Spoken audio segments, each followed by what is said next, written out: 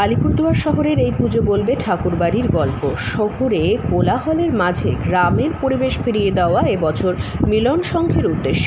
শহরের eco friendly Durga মণ্ডপ হতে চলেছে এই ক্লাবের পুজো। বর্তমানে ব্যস্ততা তুঙ্গে এই পুজোটিকে ঘিরে। এবছর আমাদের ৮৩তম দুর্গোৎসব।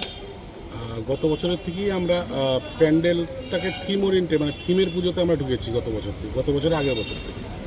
তো গত বছর আমরা বিশ্ব বাংলায় আলিপুরদুয়ার ডিস্ট্রিক্টে প্রথম স্থান অর্জন করেছিলাম। এবছরও আমাদের যখনই আমরা প্রথম হয়ে যাই, স্বাভাবিকভাবে মানুষের একটা প্রত্যাশা বাড়তে থাকে।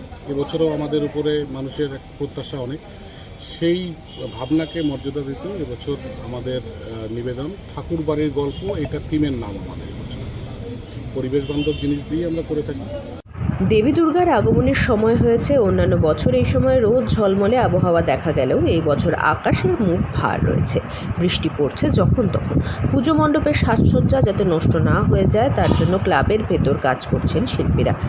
এটি ইকো ফ্রেন্ডলি মণ্ডপ যেহেতু তৈরি হচ্ছে, তার জন্য কার্ডবোর্ড, অ্যাক্রিলিক রঙের ব্যবহার চলছে, সঙ্গে থাকছে বাঁশ কাপড়ের কাজ।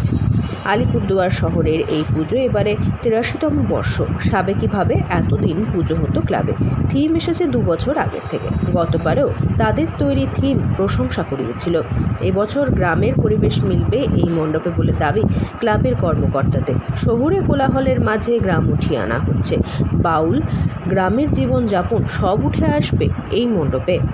ক্লাবের পক্ষ থেকে সম্পাদক সম্রাট মিশ্র জানিয়েছেন, পুজো ঘিরে বর্তমানে ব্যস্ততা তুঙ্গে। শিল্পীদের সাহায্য করছেন ক্লাবের ছেলেরা।